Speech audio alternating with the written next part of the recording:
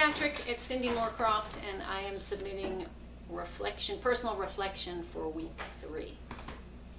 I wanted to start off by talking about a passage from chapter 1 of the Story of Intellectual Disability.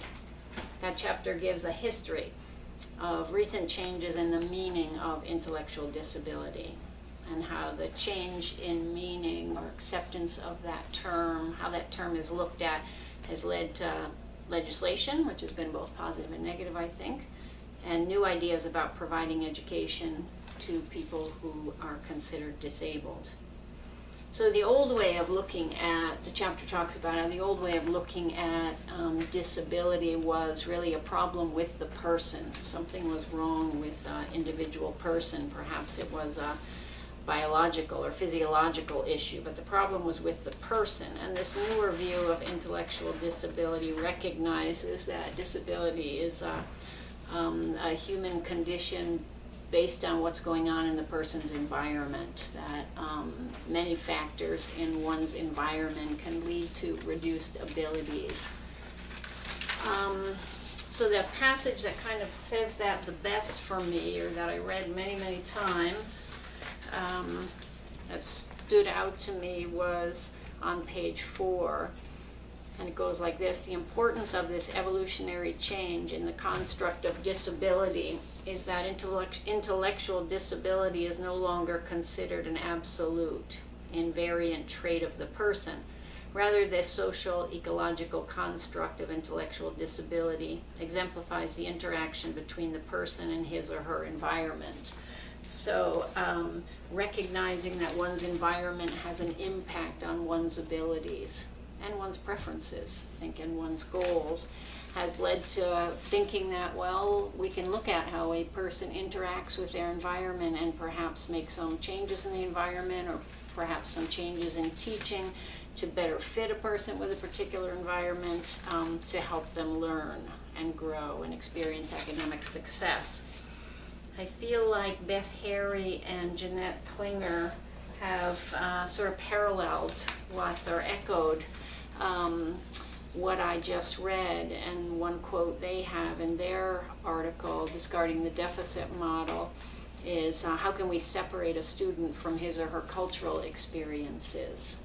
And they run through a number of factors, environmental factors, social factors, that might make someone have fewer abilities or struggle with abilities. Things like poverty, difficult housing situations, difficult community situations.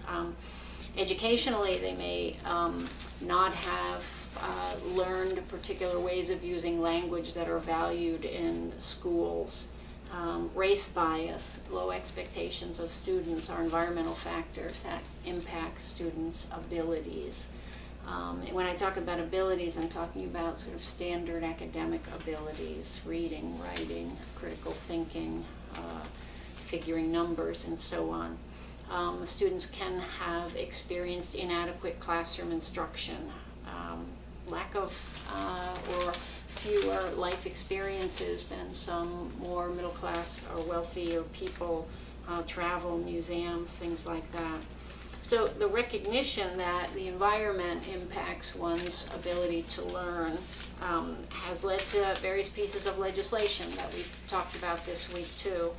And while I think the introduction of the legislation has gotten people talking about the fact that services should be provided for students who have some disabilities, the legislation hasn't really gone far enough.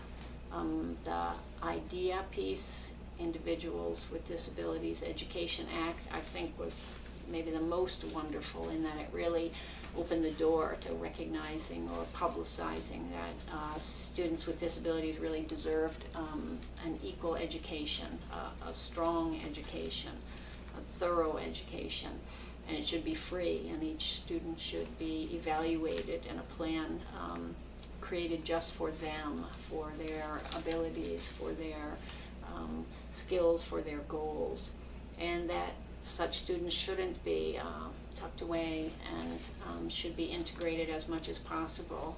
The least restrictive environment part of that act.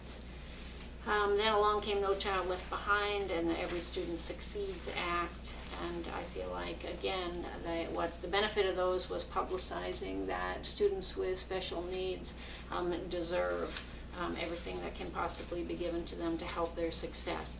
The unfortunate piece of those acts was their reliance on standardized testing, and their view, which I think is really sort of a cultural view, that really to help students with disabilities, or really to help any students, is to help them achieve these standard academic skills. One of the articles said something like, I'm not remembering the phrase exactly, but every student deserves support so that they can have as normal life experiences as possible. And in my Ghost Walk, I wrote a bit about that.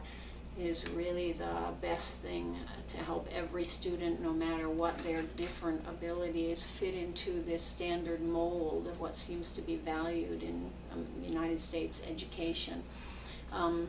The idea that special intellectual disability is a variation, not a pathology, is something that Harry and Klingler put in their article, and I loved that. And I actually wanted them to take the idea of variation much further. Maybe there are students who really need an education that doesn't focus on memorization, and basic math skills can be very education to really suit students. And this doesn't have to be just students with intellectual disabilities or diagnoses of intellectual disabilities, but what about students for whom the standard skills valued in our educational system are not really the best fit between them and this school environment that so values these standard skills and tries to help everybody get them, including students with disabilities, but maybe shifting some of what we value so much would be helpful for students with disabilities and all students. Just to highlight again what I found in my Ghost Walk, so striking, even though I had to go back and reconstruct it along with the teacher I was helping move that day. She works there, so she could remind me of everything on the walls and such. But it really was very academic success or athletic success or award focused, what was put out there.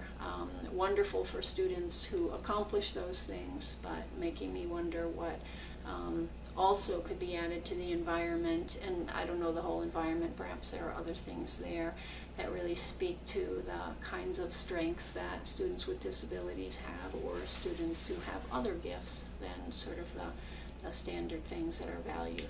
Okay, thank you.